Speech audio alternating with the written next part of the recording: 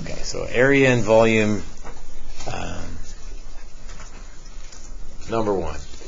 F of x equals that thing, g of x equals the other thing. They give us a picture, but they don't tell us which one is which. So I guess we'll have to figure out who's F and who's G.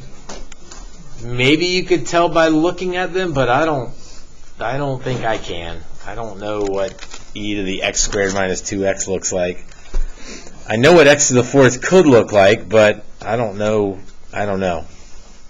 So let's graph them both in the calculator and figure out who's who. So I'll let y1 be f, 1 plus x plus e to the x squared minus 2x. It does give me a window. It's nice when they give me the x's and y's so that my calculator graph can look like the graph that they gave me. That just makes things feel a little better. So I'm going to set my window to be 0 to 4, maybe 0 to 5. I'm going to go a little bit past that. Window, or maybe negative 1 to 5, so we get a little bit on the ends.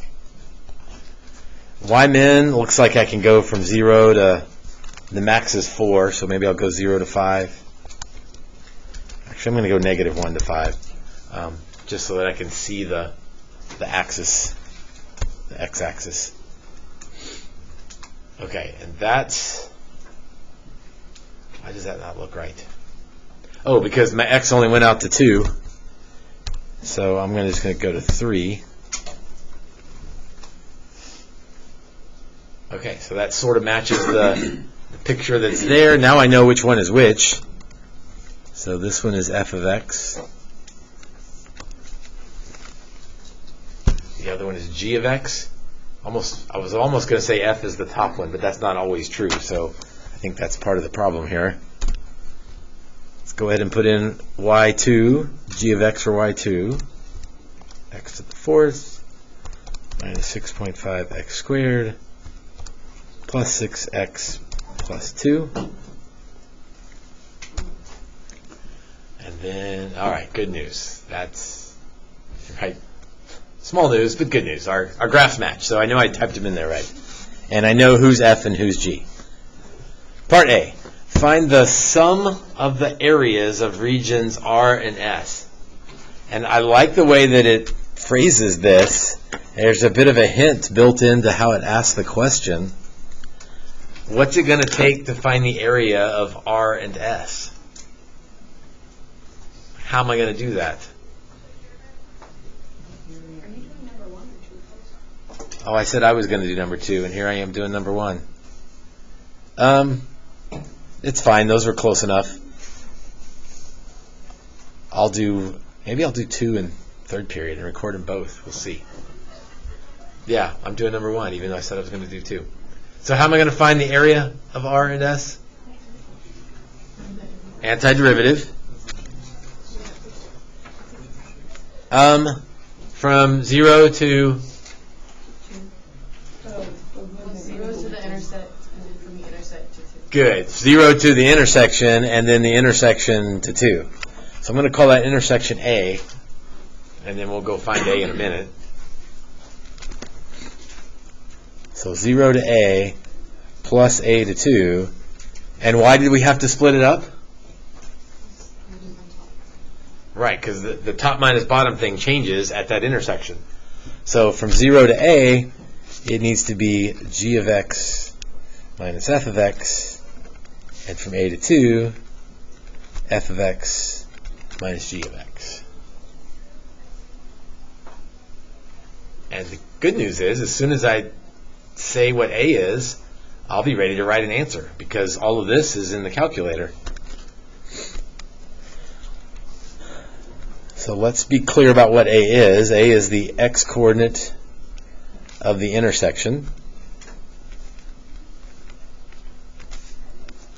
And again, the calculator is going to find it, so I don't have to set them equal to each other and do some algebra. I don't know that I'd be able to do that algebra anyway. So second calc will tell me the intersection. And it walks you through it. First curve, you can just press enter. Second curve, you can just press enter because there's only 2 curves. Guess, well, this one landed me exactly where I wanted to be. You can, as long as you get your cursor closest to the intersection you want, so that middle intersection, press enter. It thinks for a minute, and there's what A is. 1.0328. And I'm going to put the ... on my paper. That tells the grader that I know there's more, and my calculator is going to keep it all. I just don't want to write them all. Okay, I want to use all those. So I want to store that as A. So second quit. Store as A. Whoops, not answer as A. Store as A. And then it puts that answer back up there to sort of verify, yeah, that's what we want. 1.0328. Blah, blah, blah, blah, blah.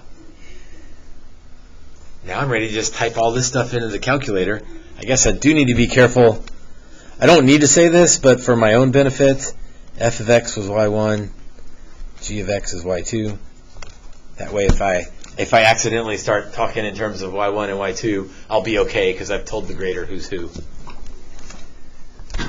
Math 9, 0 to A. y2 minus y1, because g minus f. y2 minus y1 dx. And I could find these separately and write them down and then add them together, or I could just shove it all in the calculator and let the calculator do everything. Math 9, A to 2, and then the other way around, y1 minus y2 dx. And there's my answer. And there's not a whole lot of work to show. 2.004. And that's okay. Like on many, not a lot, or not all, but on many of these free response questions, it doesn't take a whole lot of work. It doesn't take a ton of work to get to the right answer. It takes the right work, but it's not usually a lot of work. Part B. Region S is the base of a solid whose cross sections perpendicular to the x-axis are squares.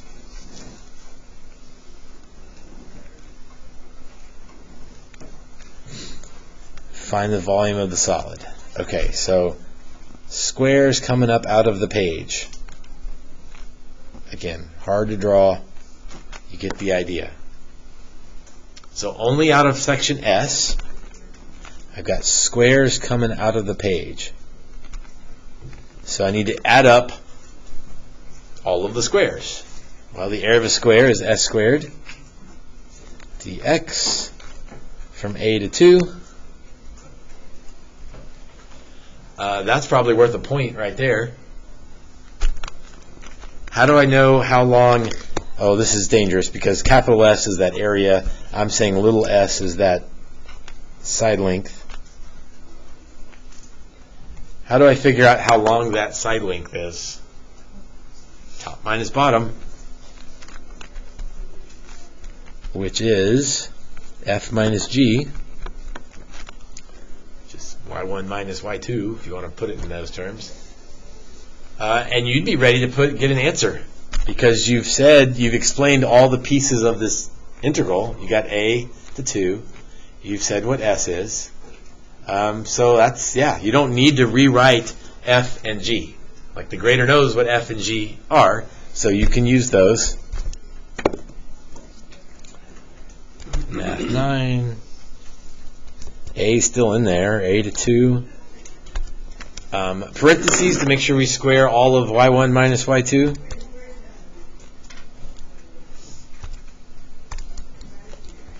Which also means, because we're squaring it, if we mixed up the order, what would that do to the sign of our answer?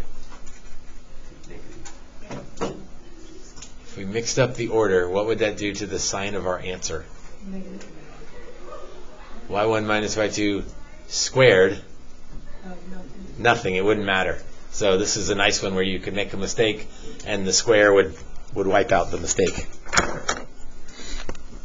1.283.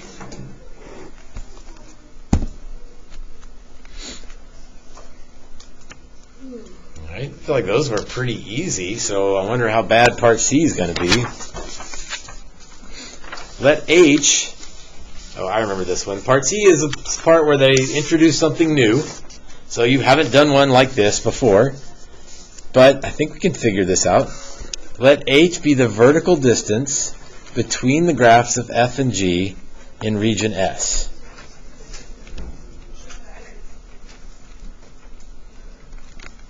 The vertical distance between F and G. Okay, so how do I write that as an equation? What do you think H equals if it's supposed to be this distance between, the vertical distance between F and G? This is what throws people off, but it's not, maybe it's not as hard as you think it is. James, what do you say? That's all it is top minus bottom. So they put it in weird words, but all it's really asking, or all it's really saying, is that H is equal to F minus G. Top minus bottom, that would get us that distance. Find the rate at which HG changes with respect to X. Okay, what's that asking for? Derivative. So a lot of words, but what it wants is dh dx, or h prime, at 1.8. Well, I can let the calculator do that. I'm certainly not going to do a derivative by hand of all of that stuff.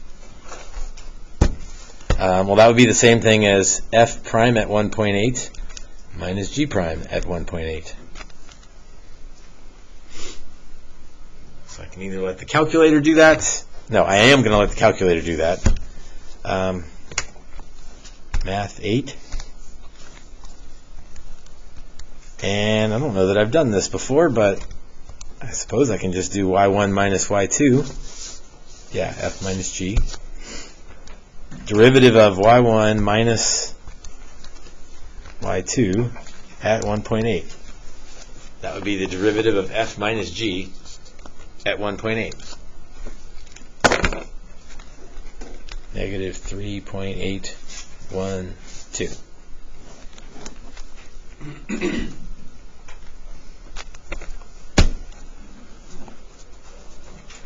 So that was a relatively easy part C of a problem. It's just you had to read carefully and understand what vertical distance means, and then know that rate of change with respect to x is dh dx. But the calculations on part C were easy. It was just understanding what they were asking. A quick peek at the timer here. We're 13 minutes in, and they're supposed to take about 15 minutes each. So we bought ourselves 2 extra minutes for whichever problem we would do next.